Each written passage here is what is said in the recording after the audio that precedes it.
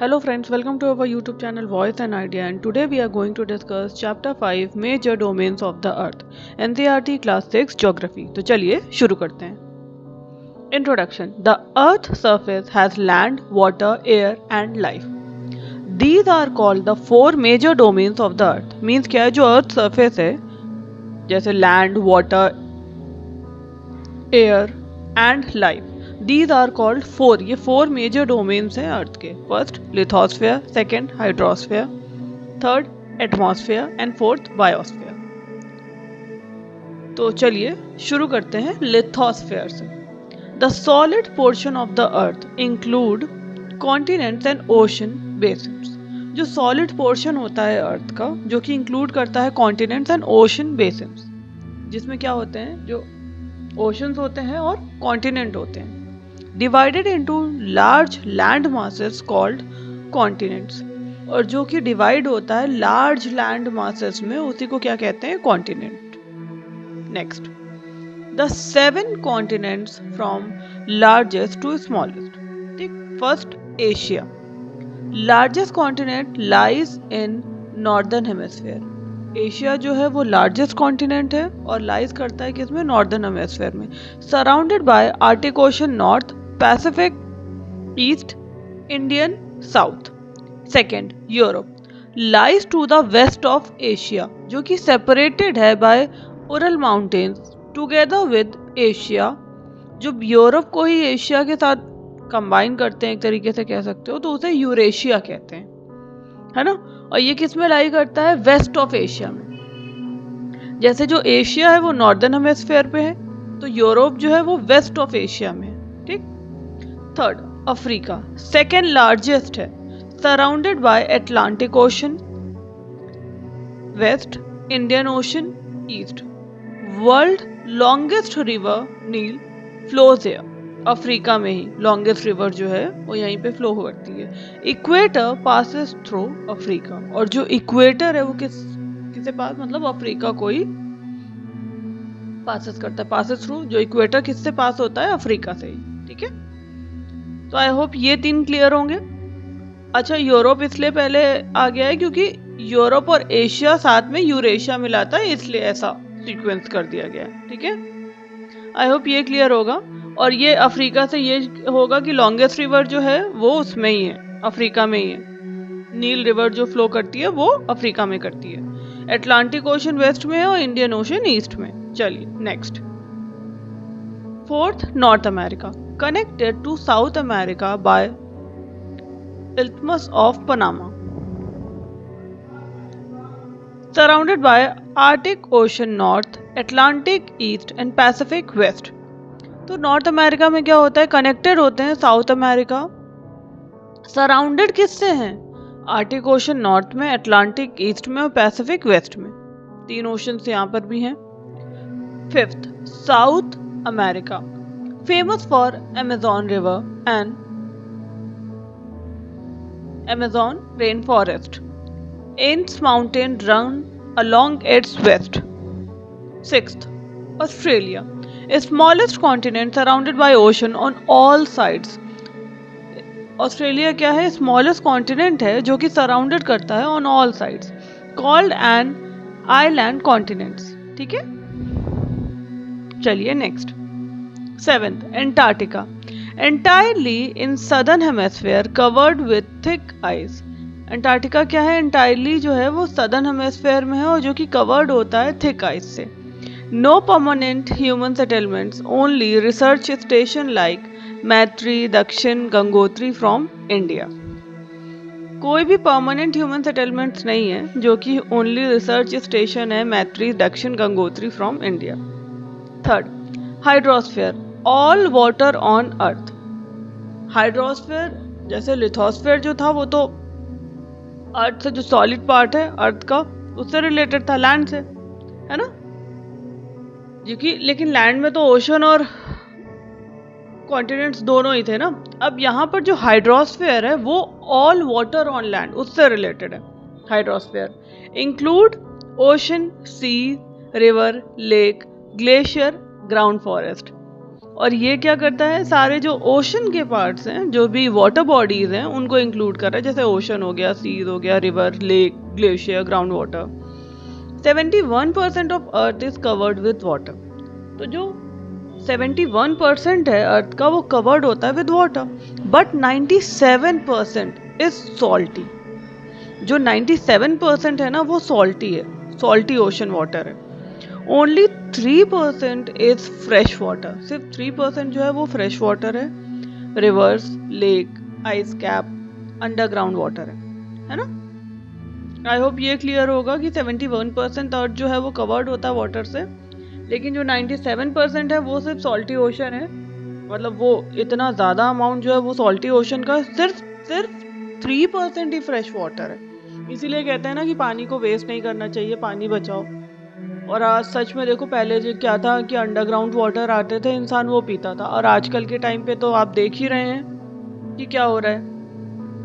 आजकल के टाइम पे क्या हो रहा है कि हमें पानी खरीद कर पीना पड़ता है। पहले क्या था कि लोग कुएं से पानी निकालते थे, और होता था ना कि कुएं से पानी निकाल रहे हैं और रिवर का पानी पी रहे हैं। तब तो रिवर्स का भी पानी बहुत अच्छा होता था, ऐसी बात नहीं थी। रिवर का पानी पी रहे हैं, और हर चीज़ वहीं पे, जैसे पुराने टाइम पे आपने देखा होगा कि हर लोग ही रिवर पे रहते थे, ये सारे काम ही तो करते थे। होता था कि नहीं होता था, आप ही बताइए।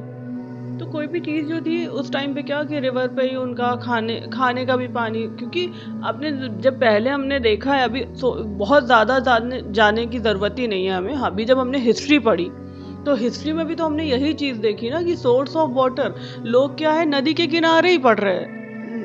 नदी के ये चीज़ें हमने पढ़ी हैं कि लोग जो है वो नदी के किनारे ही रह रहे थे। क्यों? क्योंकि उनकी फर्टिलिटी ऑफ लैंड भी थी, और लोगों को वहाँ पर क्या पानी इजीली मिल जाता था। उस समय कहाँ ये आज के टाइम पे जैसे है कि हम मिनरल वाटर पी रहे हैं, या पानी भी हमें खरीद के पीना पड़ रहा है। उस समय तो रिवर्स ही थी ना जो वाटर बॉडी थी।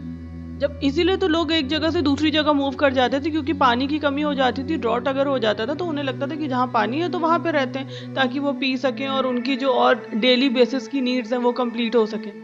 तो अब आप समझ ही रहे होंगे कि आज के टाइम पे और तब के टाइम पे क्या अंतर है। ये चीज़ें हमने हिस्ट्री में ऑलरेडी पढ़ी है, ये आपको सुनाने की भी ज़रूरत नहीं है।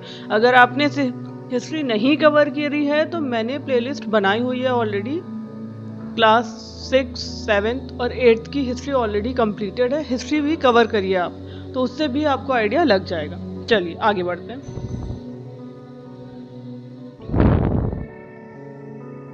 The 4 major oceans, largest to smallest. First, Pacific Ocean, largest, deepest, lies between Asia, Australia and Americas.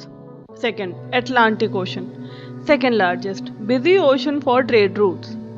जो Atlantic Ocean है वो second largest है, जो कि busy ocean है trade routes के लिए. Third, Indian Ocean, only ocean named after a country. ये कह सकते हो कि ओनली ओशन ऐसा है जो कि named after a country, India. Fourth, Arctic ocean, smallest, shallowest, surrounded by land and covered by ice. तो जो आर्टिक ओशन है वो स्मॉलेस्ट है और शैलोएस्ट भी है ना, सराउंडेड है लैंड से और कवर्ड बाय आइस से। चलिए देखते हैं ये इमेज। इसमें देखिए कॉन्टिनेंट्स हैं, ठीक, जो कि आपको क्लियर हो रहे होंगे, और ओशंस भी हैं इसमें, ठीक है। आई होप इमेज से आपको समझ आ रहा होगा। देखिए जिसमें आर्टिक ओशन ऊपर की तरफ है ना, और पैसिफिक ओशन जो है लेफ्ट साइड पर है, एंड देन या ये लेफ्ट साइड पर पैसिफिक ओशन है। अब हम अगर कॉन्टिनेंट्स की बात करते हैं तो नॉर्थ अमेरिका देखिए ऊपर साइड है, फिर साउथ अमेरिका है ना, बीच में देखो आ गया अटलांटिक ओशन, इधर की तरफ यूरोप है। यूरोप एशिया तो आराम से समझ में आ जाता है। बगल में अफ्रीका का साइज दिखता ही है कि हाँ ऐसा है। एशिया, यूरोप और अफ्रीका एक तरफ हो गए, नीचे छोटा सा ऑस्ट्रेलिया बना रहता है, और नीचे अंटार्कटिका जो है वो तो अलग से पता ही चल जाता है। एशिया के नीचे कह सकते हो इंडियन ओशन है, मतलब ऑस्ट्रेलिया और अफ्रीका के बीच में इंडियन ओशन आ जाता है, ठीक है ना। आई होप इतना क्लियर होगा। इससे मैप पर ट्राई करेंगे, कोई डाउट होगा तो दोबारा से क्लास देखेंगे या दोबारा से मैप पर ट्राई करेंगे, एक बार मैप पर ट्राई करेंगे तो अच्छे से आएगा। और कमेंट करिएगा ज़रूर जिसने जिसने मैप पर ट्राई किया और जिसे समझ आया हो, ठीक है। चलिए, fourth, atmosphere, layer of air surroundings the earth, है ना। अब हम बात करते हैं एटमॉस्फेयर की। जो लेयर है एयर की surrounding the earth extended up to 1600 kilometre, जो कि एक्सटेंडेड है कितनी 1600 किलोमीटर की, कंपोज्ड ऑफ 78% नाइट्रोजन, जो कि कंपोज करती है कितने 78% नाइट्रोजन एंड 21% ऑक्सीजन से, 1% अदर गैसेस। मतलब देख लो कितना ज़्यादा अमाउंट जो है नाइट्रोजन का है 78% और 21% जो है वो ऑक्सीजन का है, जो 1% है वो अदर गैसेस हैं जिसमें ये CO2, आर्गन एक्सेट्रा ये इंक्लूडेड है, जो कि protect us from harmful sun rays, contain weather phenomena like wind, clouds, rainfall. Atmosphere भी जो है वो हमें प्रोटेक्ट करता है हार्मफुल सन रेज से, क्योंकि सन रेज जो है वो बहुत लोगों को देखा है ना सनबर्न हो जाता है, तो हार्मफुल रेज तो होती हैं वो, ठीक। चलिए नेक्स्ट, अब बात करते हैं बायोस्फीयर की, है ना। Narrow zone where land, water and air meet. Biosphere क्या है? नैरो जोन है जहां land, water and air meet होती है। लाइफ एग्जिस्ट हेयर, जैसे plant, animals, humans, divided into biotic component जो कि लिविंग बींग्स हैं, अबायोटिक कंपोनेंट्स जो कि non living, air, water, soil, ठीक। तो बायोटिक में, अच्छा ये एक चीज चलिए बहुत अच्छे से समझ लेते हैं थोड़ा सा, जो कि बायोस्फीयर में क्या है, एक नैरो जोन होता है जहाँ पे लैंड, वाटर, एयर जो है वो मीट होती है, मतलब लाइफ एग्जिस्ट कर रहा है। यहाँ पे सारे लिविंग्स आ गए, जैसे लिविंग बींग्स आ गए ना सारे, जैसे लैंड हो में सब रह रहे हैं ना, लैंड, वाटर, एयर मीट कर रहा है, तो लाइफ एग्जिस्ट हो रही है मतलब। तो लिविंग बींग्स के रहने के लिए यहाँ पर जैसे प्लांट, एनिमल और ह्यूमंस, तो सारी चीजें हैं। अब जो कि डिवाइडेड है किसमें, बायोटिक कंपोनेंट्स क्या होता है, जो कि लिविंग बींग्स रहते हैं। लिविंग बींग्स कौन, जैसे प्लांट हो गया, एनिमल और ह्यूमन बींग्स। अबायोटिक कंपोनेंट्स क्या होते हैं, जो कि नॉन लिविंग थिंग्स होते हैं, है ना। नॉन लिविंग थिंग्स कैसे, जैसे एयर, वाटर, सॉइल, ये सारी चीजें। आई होप आपको क्लास समझ आई होगी। अगर क्लास अच्छी लगी हो, do like, share and subscribe. मिलते हैं नेक्स्ट वीडियो में। Thank you.